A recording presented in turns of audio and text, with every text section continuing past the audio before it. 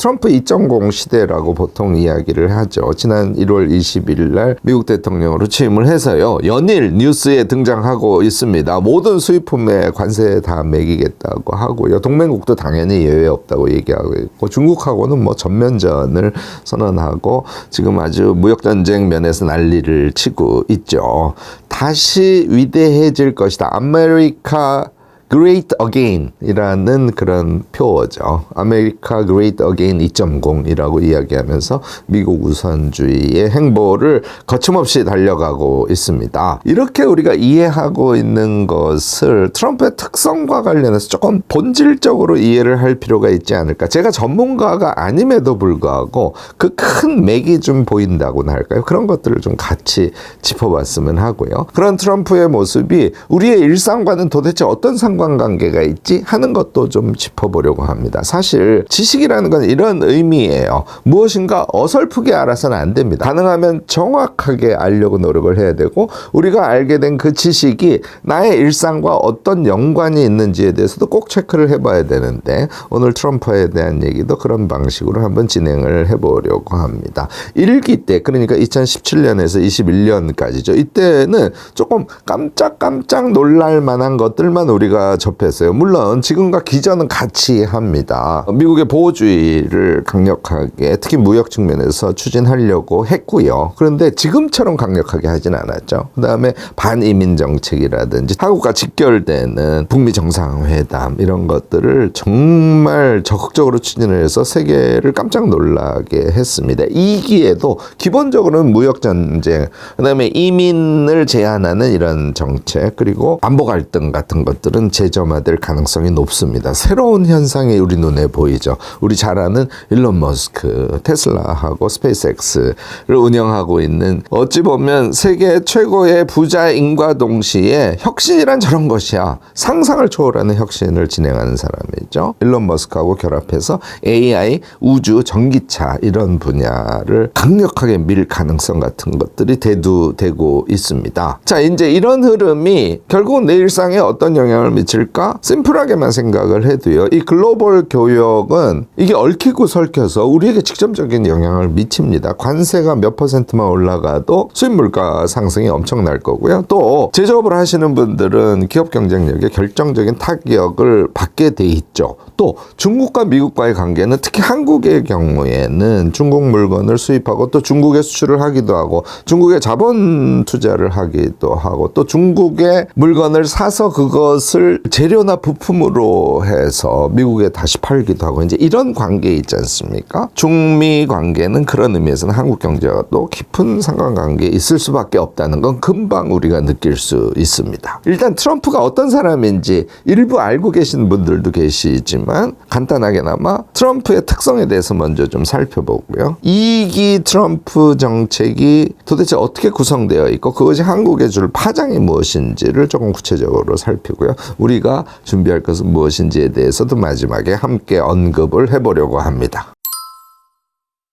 자, 첫 번째, 트럼프는 도대체 어떤 사람인가? 부동산으로 돈을 번 사람이다. 이 정도까지는 알고 있죠. 출발은 트럼프의 아버지 프레드 트럼프에서부터 시작됩니다. 이 프레드 트럼프는 뉴욕에서 임대주택 사업을 했던 그런 사람이에요. 그런데 프레드 트럼프의 레벨을 트럼프 현 대통령은 완전히 어나더 레벨로 바꾸어 버립니다. 맨하탄이라는 곳은 뉴욕에서 가장 비싼 핵심 거리이지 않습니까? 이 맨하탄에 고급 부동산 개발 이것으로 사업을 확장시켜서 엄청난 성공을 한 대표적인 사람이죠. 여러분들 트럼프 타워는 많이 보셨죠? 미국 가서 엄청 보셨을 거고요. 서울에도 트럼프 타워가 있습니다. 이 트럼프 타워는 하나의 브랜드로 전 세계에 자리하고 있죠. 최고 고급 콘도. 이 콘도라고 하는 것은 한국의 주상복합처럼 생각을 하시면 됩니다. 이런 것을 엄청 지었어요. 제일 대표가 되는 게 트럼프 타워 중에 맨하탄 5번가에 있는 이게 이제 금빛 로고로 쫙 돼 있어요. 그리고 초고가로 콘도의 내장 같은 것을 해서 이 맨하탄 5번가에 트럼프 타워가 세워졌을 때는 엄청난 화제를 일으켰었죠. 또 아틀랜틱 시티 카지노 사업, 그러니까 카지노에도 손을 댑니다. 그러니까 이렇게 뭔가 돈이 되는 더군다나 부동산과 연결되어 있는 사업은 정말 퍽퍽 실행을 해요. 퍽퍽 실행을 하면 대성공을 했다가 일단 파산하는 그런 경험을 하기도 하죠. 그렇지만 대성공의 힘에 의해서 파산한 경험은 그를 완전히 트럼프 그룹 자체를 도산시키는 그런 힘으로는 작동하지 않습니다. 그러니까 과감하게 시도해보고 거기에서 학습을 하고 또 다른 시도를 통해서 크게 돈을 벌어내는 이런 능력을 우리가 상상하는 것보다 훨씬 더 정말 초월 어나더 레벨의 사람임에 확실합니다. 그는 따라서 어떤 일을 할 때 공격적 협상, 요거는 디폴트예요. 항상 공격적 협상을 하고요. 또 언론을 엄청 활용합니다. 이미 이것도 우리가 경험을 했죠.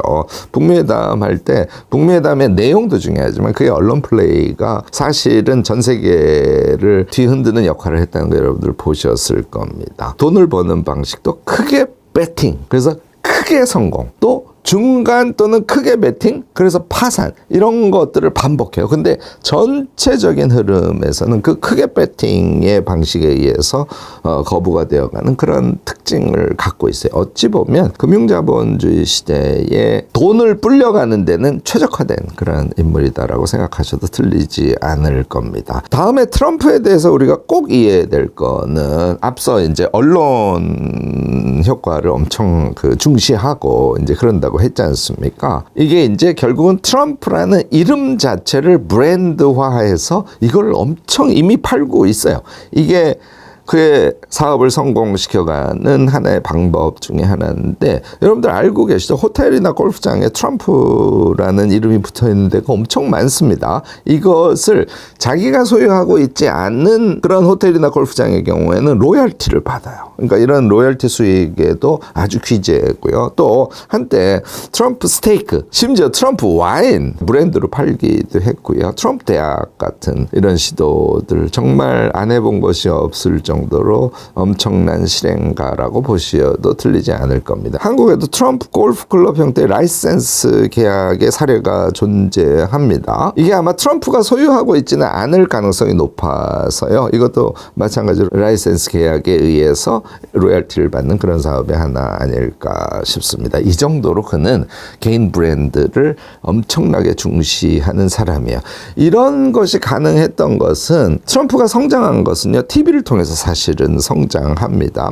MBC의 어프렌티스라는 프로그램에서 미국에서는 무지하게 유명하다는데요. You're fired 라는 이게 유행어가 됐어요. 그래서 이 MBC의 어프렌티스에 나와서 인지도가 확 올라가게 되고, 이 방송 등에서 인지도가 높아가니까 고급 브랜드 이미지를 만들어서 그것을 확산시키기 시작합니다. 앞서 말씀드린 대로 부동산 사업이 메인이에요. 그런데 고급 브랜드 이미지를 가지고 부동산 사업을 하니까 떼돈을 버는 것이죠. 트럼프 타워가 대표적인 케이스고요. 이런 것에 의해서 트럼프식으로 움직이면 부자가 될 수 있어 라는 신드롬이 발생하게 되고, 트럼프가 대통령을 하겠다고 나서면 부강한 미국, 부자 되는 미국에 대한 대중들의 바람이 엄청 커지는 이런 효과를 만들어냈다고 보시면 될 겁니다. 미국이 위대했던 시절, 결국은 이것은 부동산 개발로 번영했던 시절, 이런 시각을 트럼프를 통해서 미국인 전반에 확산시키고 있다고 보셔도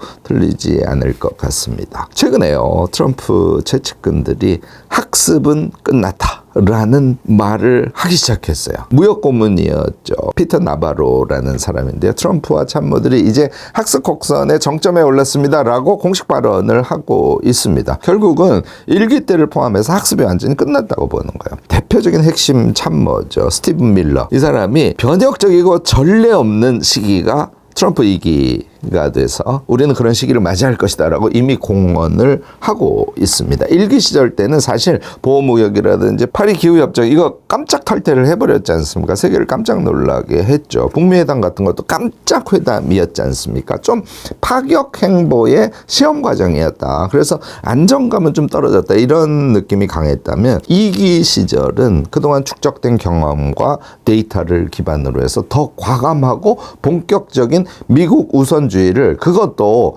1기 때처럼 불안정한 방식이 아니고 안정된 형식으로 진행할 자신감을 나타내고 있다고 생각합니다. 다시 말해서 학습이 끝났다는 것은 자신감의 표출이라고 할 수 있죠. 우리가 잘 알다시피 대중국 정책의 측면에서는 특히 경제적 측면에서 초강경 정책을 펼 것이 확실하고요. 정책을 쭉쭉 펼쳐가고 있죠. 관세 정책에서는 이미. 또 반이민 정책, 이것은 현재의 미국 시민 우선주의를 의미합니다. 그리고 한편으로는 이게 이제 의문스러운 건데, 미국은 원래 이민자의 나라예요. 그래서 다 출신 국가가 다르죠. 그런데 현재의 불법 이민이 엄청 들어오고 있는 나라들에 대해서는 초강경 반이민 정책을 쓰고 있는 이런 것도 그대로 지속이 될 거고요. 이런 것과 좀 성격을 달리하는, 아까 일론 머스크 얘기하면서 나왔습니다만, AI나 우주기술 이 영역에 대규모 투자를 할 것이라는 것이죠.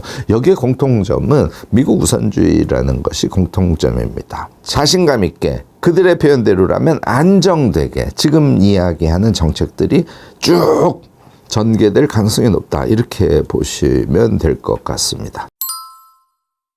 자, 이런 정책들이요, 한국의 깊은 연관관계를 갖는다는 데 문제가 있어요. 일단 무역과 수출의 충격이죠. 이 보관세가 지금 20% 단위로 매일 연일 보도가 되고 있어요. 철강, 알미늄 이런 것들이 이미 확정이 되었다고 보셔도 될 겁니다. 결국은 한국 기업이 이제 이런 부분 수출의 총량이 엄청 많은데, 따라서 수출 경쟁력에는 타격이 불가피합니다. FTA가 있어도요, FTA가 맺어진 어떤 품목들에 대해서는 재협상을 당연히 언급할 가능성이 높다고 보셔야 됩니다. 변동성이 엄청 커진다고 봐야죠. 하지만요, 이 지점은 이미 수출을 적극적으로 하고 있는 데에서는 그런 이야기를 합니다만, 이게 이제 보편 관세 방식으로 진행이 될 가능성이 높고 이미 선언이 된 품목들도 있고요. 한국만 적용을 받는 것이 아니라 전 세계가 같은 적용을 받는 거예요. 따라서 가격 정책의 측면에서 관세가 붙으니까 불리함에도 불구하고 적어도 해외에서 들어가는 수출품의 측면에서는 동일 조건에서 움직인다는 거예요. 그러면 한국과 같은 입장에서는 결국 기술 경쟁력의 측면에서 강력한 드라이브를 걸 필요 같은 것들이 숙명적으로 이제 오는 것이죠. 저는 어떤 의미에서는 특히 미국 무역 같은 측면에서는 트럼프의 정책이 반드시 옳다는 얘기를 하고자 하는 것이 아니라, 그동안 조금 너무 쉽게 헤엄을 쳤다. 그래서 좀 제대로 된 수영을 하려면 폼을 익혀야 되니까 폼도 좀 익히고 가격을 낮추는 것이 모든 문제를 해결하는 것이 아니다라는 교훈도 이번에 받으면서 장기 준비를 좀 해야 되는 것이라고 봅니다. 다만 한국이 지금 경제 상태가 너무 안 좋기 때문에 이 안 좋은 상태에서 이런 충격을 받게 되면 대응하기가 쉽지가 않죠. 이런 점에서 어려움이 있을 뿐이지, 트럼프의 미국의 보호주의 무역 체제가 장기적으로 한국에 반드시 나쁜 영향이라고 해석할 지점은 좀 아닐 수 있다 하는 것도 여러분들 생각을 해두시면 어떨까 싶습니다. 이 이제 반이민 정책, 특히 이제 미국에 들어가는 사람 수 중에 제일 많은 사람이 중국 사람들인데, 이런 기전은 일단 일상생활에서 여러 가지 좀 불편함을 야기하긴 합니다. 미국에 유학을 간다든지 취업 비자라든지 이런 것들이 엄청 당연히 이미 까다로워졌고 점점 더 까다로워질 가능성이 높습니다. 그리고 미중 갈등이 고조가 되면 한국 기업이 중국에서 생산을 해서 미국에서 수출을 한다든지, 또는 중국의 주원료 또는 중국에 상당히 많은 부품들을 수입해서 미국에 수출을 한다든지, 이제 이런 경우에 여러 가지 복잡한 선택을 할 수밖에 없는 이제 그런 상황이 펼쳐진다는 거, 이게 이제 직접 우리와 관련이 있는 것이고요. 세 번째, AI 우주 전기차, 이 분야입니다. 일론 머스크의 분야죠. 테슬라하고 스페이스X의 혁신 기업을 성공리에 지금 이끌어가고 있고요. 스페이스X 사실 좀 다들 의아해 했습니다만은 실패와 성공을 거듭해 가면서 앞으로 쭉쭉 전진하는 것을 보면 대단하다는 점을 부정할 수는 없죠. 여기의 특징은 첨단 분야를 끌고 가고 있다는 겁니다. 이것이 이제 한국에도 굉장히 큰 교훈을 주고 있다고 저는 보고요. 이제 이런 산업과 관련해서는 한국의 반도체, 배터리, 디스플레이 이런 기술들이 상당히 높은 수준에 올라 있기 때문에 결국 미국 현지 공장의 설립 등의 시도를 하면서 문제를 타개해가는 그런 방향성을 우리에게 요구를 하고 있죠. 저는 이런 것은 지금 단기적으로는 대응이 어렵지만 장기적으로 봐서는 미국 수출의 총량이 많아지면 미국의 생산 공장을 두는 것 등등은 항상 너무 싼 임금, 싼 지역 이런 것들만 찾아다니는 것이 아니라 본격적으로 미국과의 관계를 장기적으로 고려하면서 미국 내 생산을 늘리는 것, 이거 자체가 나쁘다고 생각하지는 않습니다. 아까도 말씀드렸듯이 지금 단기적으로 대응하기가 너무 어렵다는 것이죠. 거꾸로 얘기하면 너무 쉽게 헤엄을 치려고 하다 보니까 좀 본격적으로 헤엄을 치려고 하는 준비를 너무 오랫동안 해오지 않았다, 이런 반성을 하게 하는 대목이기도 합니다. 역시 트럼프와 일론 머스크의 관계는 저는 아주 주목할 필요가 있다고 생각합니다. 앞서 계속 말씀드렸듯이 AI, 우주산업, 전기차 이제 이 영역인데 일론 머스크를 우리가 잘 기억을 해보자고. 일단 페이팔 창업했죠. 어느 날 갑자기 테슬라 전기차 생산 공장을 만들어서 자동차 업계의 탑 클래스로 바로 올라가 버렸습니다. 우주산업 한다고 스페이스X 하고 있죠. 뇌 컴퓨터 인터페이스 이런 것과 관련해 뉴럴링크라는 그런 사업을 운영을 하고 있고요. 또 현재 X라고 부르는데 이 트위터를 인수해서 급격한 지금 정책 변경을 함과 동시에 일론 머스크적인 경영을 벌써 시작한 상태고요. AI에 대해서도 위험성을 경고하는 등의 파격적인 행보를 보이고 있는데 결국은 일론 머스크적 사고에서의 AI 상을 앞으로 적극적으로 그려갈 가능성이 높습니다. 대부분 아시는 이야기겠지만 일론 머스크는 보통 미국 사람이 아닙니다. 남아공 출신의 말하자면 이민자고요.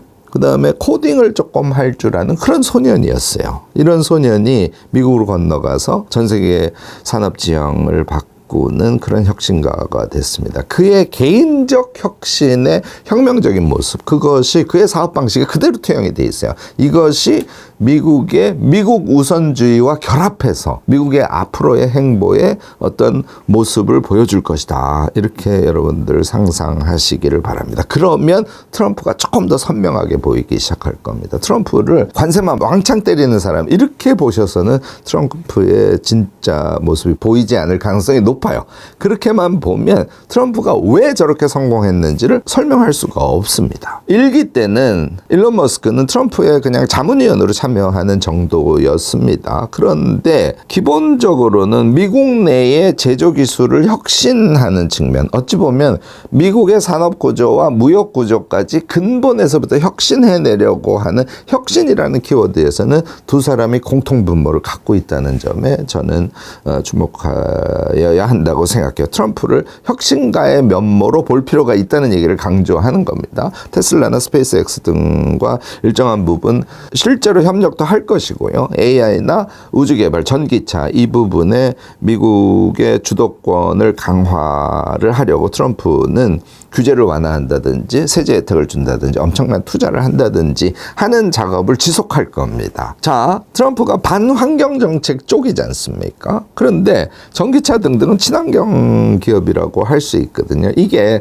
서로 상반되는 거 아니냐, 이런 전망을 하시는 분들이 꽤 있으셔서 한 말씀만 간단하게 드린다면 트럼프는요, 화석 연료 편향을 보였던 건 사실이에요. 그리고 일론 머스크는 전기차나 친환경을 한편으로는 아주 강하게 주장하는 사람이죠. 서로 맞지 않죠. 그런데 결국은 둘 다 미국에서 만들고 미국이 세계를 주도하는데 그것도 그냥 주도하는 것이 아니라 혁신적인 경영을 베이직으로 해서 주도하겠다라는 점에서는 두 사람의 지향이 딱 맞아 떨어질 수도 있다. 물론 이제 다른 지점은 파열음을 낼 것입니다만 둘 다 협상가기 때문에 파열 깨달음을 냈다가 이해가 같은 것은 다시 힘을 합치고 하는 그런 반복 행위를 할 것이라고 저는 예측을 합니다. 트럼프 2기 시대는 정말 우리를 막 뒤흔드는 시대예요. 그런데 준비가 불가능하냐? 그렇지는 않다고 생각합니다. 일단 관세 문제, 반중기죠. 이것이 우리에게 큰 영향을 미치죠. 그렇지만 이것은 우리가 어떻게 할 수 있는 분야는 아닙니다. 보호무역이 강화되면 수출이 당연히 어려워지고요. 또 수입 물가나 기업 전략에 결정적인 영향을 미치는 것은 맞습니다. 그런데 얘는 거시적인 흐름이라고 세팅을 해놓고 우리가 기업 문화 자체를 그 거시적인 흐름에 맞추어서 조금 더 공세적으로 변화시키는 그런 계기로 삼는 것이 아주 중요하다고 봅니다. 그것 대신요. 역시 저는 일론 머스크 얘기하면서 나왔던 AI, IT 역량과 관련해서는 조금 더 생각을 적극적으로 할 필요가 있다고 봅니다. 물리적인 관세보다는 역시 소프트웨어나 데이터 이 영역이 결국은 조금 유리하게 갈 가능성이 높아요. 그래서 결국은 한국에서의 디지털 혁신을 통해서 산업을 현재와 같은 트럼프 2기의 정책 기저 하에서도 더 혁신적이고 더 생산적으로 성장할 수 있도록 만드는 것이 대단히 중요하다고 봅니다. 트럼프가 무역전쟁을 벌려도 AI, IT는 국경을 넘나들 가능성이 높다. 이렇게 보자는 얘기죠. 일론 머스크도요, 자율주행이라든지 우주기술이라든지 이런 것들에서 AI 활용에 집중하고 있습니다. 결국은 AI 기술과 관련 인재 수요가 엄청 높아진다는 것인데, 사실 현재 한국의 AI와 관련된 포괄적인 의미에서의 커패시티가 어느 정도 되는지 이것은 한번 짚어볼 필요가 있고요. 트럼프 2기를 맞이해서 우리 산업계 그리고 국가 전체가 이 부분에 대한 생각을 조금 더 적극적으로 해볼 필요가 있다고 저는 봅니다. 개인 차원에서도요, 한국이 여러분들 이렇게 좀 꼭 생각을 해보셔야 된다고 보는데, 통신이 시작됐을 때 전 세계가 한국을 보고 깜짝 놀랐지 않습니까? 엄청나게 빠른 속도로 스마트폰이 보급이 됐을 뿐만 아니라 통신망이, 지금도 한국은 세계 최고 수준입니다. 그런데 이미 미국도 그렇고 유럽도 그렇고 한국을 벌써 다 따라왔어요. 여러분들 해외여행 해보시면 알겠습니다만 통신망이 일본 마찬가지로고요. 그래서 한국이 탑이라고 얘기하는 시대는 벌써 지나버렸어요. 그런데 스마트폰이나 AI를 활용하는, 노트북 등을 활용하는 또는 패드 등을 활용하는 능력의 측면에서는 한국이 다시 뒤처지기 시작했다. 그런 느낌 좀 들지 않으세요? 다른 나라들은 일반 시민적인 차원에서 이 스마트 기기의 활용 능력, 디바이스 적응 능력이 아주 빠른 속도로 성장하고 있습니다. 그에 비해서 한국은 이미 뒤처져 있는 그런 느낌이에요. 미국의 트럼프 2기의 시대가 되면서 결국은 스마트폰이나 AI 등을 적극적으로 활용하는, 또 음성 비서 등을 그냥 생활처럼 이용하는, 그게 이제 TV에서 선전으로만 나오고 우리 일상하고는 멀어져 있는 경우가 많거든요. 뭐 메모, 날씨, 뭐 검색, 번역 이런 것들 다양하게 일상에서 아주 자연스럽게 시도하는 그런 것들이 결국은 그게 사회적 능력, 국가적인 산업 능력 같은 것으로 표현된다는 거 여러분들 잊지 마시고, 우리 일상에서도 AI 활용을 늘려가는 그런 시도가 필요하다고 저는 봅니다. 우리가 작은 경험을 하면서 이 AI 생각보다 엄청 편리하고 유용하네, 그런 감각이 형성돼야 연령대와 상관없이 AI 프렌들리한 그런 삶을 살아갈 수 있지 않을까 싶습니다. 하루에 30분 이렇게 투자해서요, 한 2주 내지 4주, 한 달 정도면 제일 좋습니다. 온라인 AI, IT 기초 강의 이런 것들을 여러분들 한번 오늘 제 영상을 보시고 트럼프 시대를 맞이해서 우리도 길게 보고 이런 준비를 해야지, 이렇게 생각을 해보시면 좋지 않을까 싶습니다. 마침 아이캔 대학에서도 아이캔 IT AI 대학 만들어서 여러분들께 소개하고 있으니까 폭하고 선택하셔서 IT 능력, AI 능력이 완전히 고도화된 수준으로 자기를 만들어 가시는 것도 좋을 것 같습니다. 미래 트렌드를 여러분들이 잘 이해하기 위해서도요, 이런 능력은 아주 중요하고요. 트럼프가 AI 규제 완화, 머스크와 전기차 육성 이런 발표를 해요. 그것이 어떤 의미인지를 정확하게 파악하시려면 역시 IT, AI 프렌들리하게 되는 것이 선결 조건이라는 거 잊지 마시기 바랍니다. 관세 장벽에 묶이지 않는 디지털 소프트웨어 분야에서의 기회를 우리 국가도 찾고 개인도 찾으려는 노력을 해야 된다는 것이죠. 자, 지금 말씀드린 것이 왜 트럼프 2기 시대의 해법인지에 대해서 조금 정리해서 말씀을 드리면요. 보호무역이 강화될수록 물리제, 그러니까 제조상품이죠. 이것의 교육은 점점 힘들어질 수 있어요. 물론 이것도 장기적 트렌드를 고려하면서 우리의 산업체질을 바꿔가야 된다는 말씀 앞에서 드렸죠. 그렇지만 소프트웨어나 데이터나 AI의 장벽은 그 영향이 상대적으로 적을 수밖에 없습니다. 따라서 디지털 첨단 기술은 정치무역 갈등 속에서도 성장 지속 가능성이 아주 높은 분야라고 생각하시는 게 맞을 겁니다. 자, 트럼프 2기가 됐어요. 그들이 이미 실험은 끝났다고 이야기하고 있습니다. 좀 외람된 표현이지만 한국에서는 분위기상 트럼프 때문에 아우 짜증나, 아우 트럼프 때문에 너무 혼란해, 이렇게는 얘기하지 트럼프 2기의 강력함을 현실로 받아들이는, 그리고 트럼프의 혁신성에 대해서 그를 긍정하라는 얘기는 아닙니다. 그의 혁신성에 의한 파워 그 자체를 있는 그대로 인식하는 그런 분위기가 조금 약하다고 저는 보고 있어요. 그래서 오늘 영상을 여러분들께 송출하는 것이기도 한데요. 1기 때보다 더 강력한 보호무역과 강경 외교가 당연히 예상되고 있고요. 미국 우선주의가 이제는 2.0 이제 학습을 끝냈어요. 그리고 관세 10% 어떤 건 60% 하겠다는 거 아닙니까? 이런 극단 조치가 이미 예고되고 있습니다. 일론 머스크는 트럼프 정부와 함께 AI 산업, 우주 산업, 전기차 산업에 대규모 투자를 할 겁니다. 다음에 반이민 정책이라든지 반환경 정책과 같은 이런 것들이 한편으로는 그 혁신성과는 잘 어울리지 않는 것처럼 아이러니하게 보여도요. 미국이 세계 기술을 주도하는 위치를 차지할 것이다라는 기저에서는 일맥상통하고 있다는 것도 우리 같이 인식할 필요가 있다고 봅니다. 한국 기업은요, 역시 반도체, 배터리 영역의 강점을 살려서 협업 기회를 꼭 잡아야 될 것이고요. 한편으로는 미국 내 생산을 압박을 할 텐데 저는 오히려 적극적으로 미국 내 생산을 미래를 고려하면서 지금 당장은 어렵다고 하더라도 좀 적극적으로 추진하는 그런 체질 개선을 지금 해가야 할 때라고 생각합니다. 개인 IT, AI 역량과 관련해서 제가 말씀을 드렸는데요. 관세 무역 전쟁과 상관없이 쭉쭉 성장해가는 디지털 분야, 여기에 우리도 힘을 써야 된다 하는 이야기를 꼭 하고 싶습니다. 그동안 한국이 전체적으로 이 지점이 좀 쭉쭉 떨어지고 있었거든요. 삼성 기술이 지금 쭉쭉 떨어져서 문제되는 것은 뉴스를 통해서 많이 보셨을 겁니다. 시민적으로도 지금 마찬가지예요. 그래서 보호무역의 한복판에서도 AI로 서핑을 탈 수 있다, 이런 식의 사고를 여러분들이 가지시면 좋겠다 하는 바람을 말씀드려 봅니다. 음성비서 또는 번역기 이런 것에서부터 시작해서 온라인 강의까지 우리 스스로도 일상생활에서 작은 실천을 함으로써요.